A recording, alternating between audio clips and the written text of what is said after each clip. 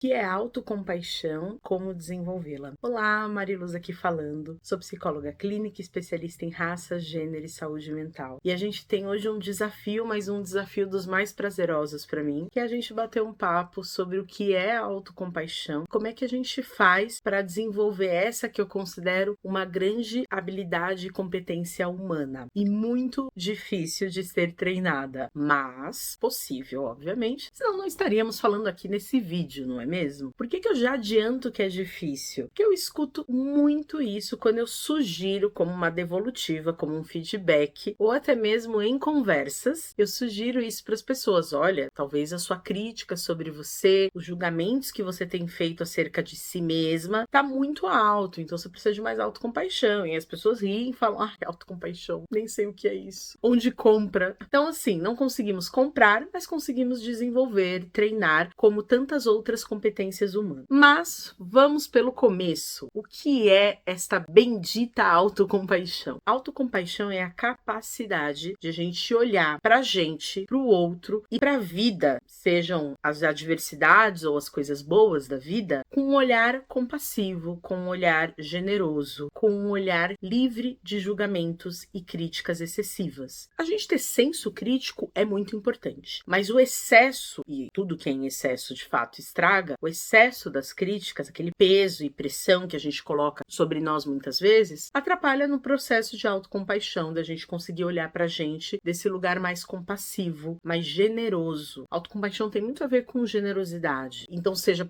sobre a gente, sobre o outro e sobre a vida, porque às vezes a gente também precisa ter compaixão da vida, da nossa história, das coisas que aconteceram. Então, definindo a autocompaixão, e aí se ficou alguma dúvida, você sabe que você sempre pode deixar aí comentários, escrever pra mim, pra gente ir trocando sobre os temas aqui que a gente fala no canal. Entendendo o que é autocompaixão, aí vem o segundo ponto, que é como eu desenvolvo? Existe de fato benefícios para eu exercer a autocompaixão? Vale a pena? E aí acho que é muito importante, e eu gosto de dar exemplos, quem me acompanha aqui sabe disso. Se você é nova ou novo por aqui, então já vai se familiarizando, eu gosto muito de exemplos. E aí eu quero dar um exemplo da minha própria vida. Algum tempo atrás, eu sou uma palestrante, eu já faço palestra há alguns anos, eu tenho bastante facilidade e bastante confiança em fazer palestras, e muitas vezes são conteúdos que eu criei a partir de pesquisas, experiências, e eu compartilho aí esses conteúdos com o mundo corporativo, com o terceiro setor, então eu sou muito confiante. E aconteceu que eu tive um branco numa palestra, e era uma palestra ao vivo, online, num lugar, era sobre violência contra a mulher, e era um lugar bastante conhecido dentro desse nicho, e ela está gravada. Meu branco, a minha falha, o meu fracasso está aí gravado, né, para todo mundo que entrar lá para assistir nesse ciclo de palestras. Eu tive um branco ali, me recuperei, mas não foi um bom dia. Definitivamente não foi uma boa palestra, ok?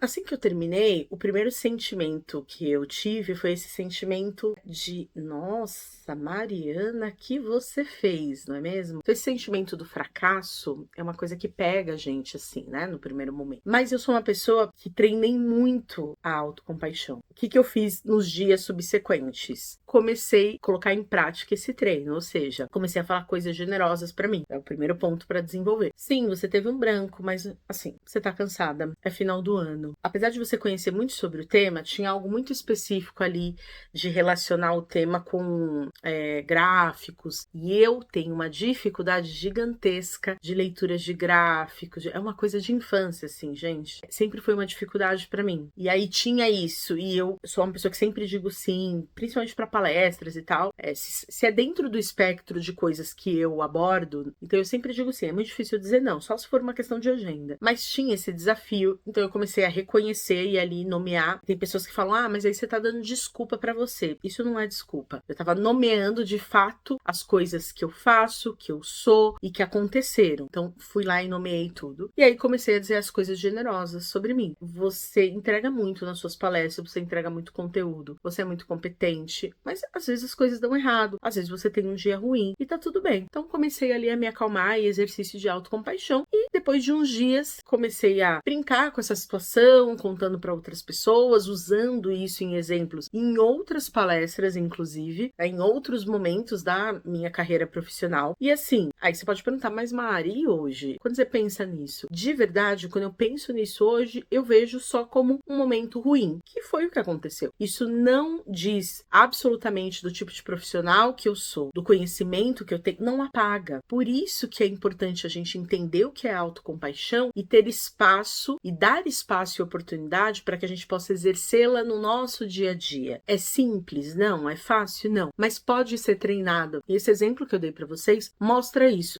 No passado, anos atrás, teria sido um processo mais doloroso.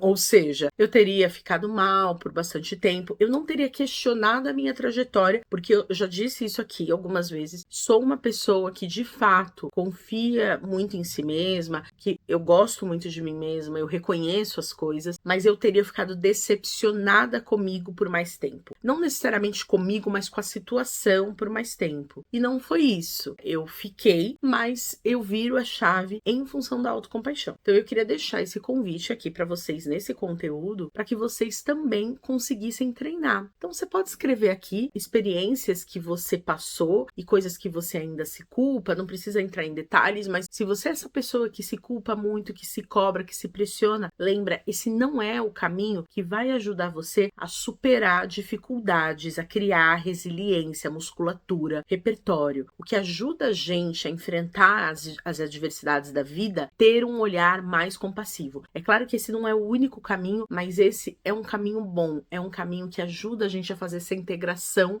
de toda a nossa história com erros e acertos. Então eu espero que esse vídeo e esse conteúdo tenha te ajudado e inspirado. Se você gostou, então comenta, dá o seu like, pega esse link e compartilha nos seus grupos para que outras mulheres e outras pessoas possam se beneficiar, né, do que eu tô dizendo aqui. E claro, se inscreva no canal e ative o sininho, porque assim, toda vez que eu colocar um vídeo aqui, e é toda semana, você vai ser notificada, tá bom? A gente se vê no próximo. Um abraço. Tchau, tchau.